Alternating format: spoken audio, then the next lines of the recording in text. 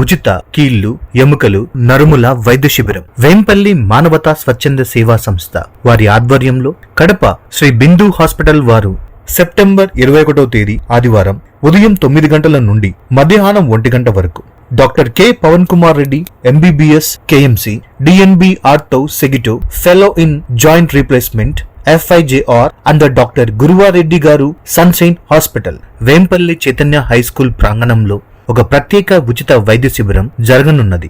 ఈ వైద్య శిబిరంలో కీళ్లు, ఎముకలు, నరములు సమస్యలతో బాధపడుతున్న వారికి ఉచిత వైద్య సౌకర్యాలు అందించబడతాయి.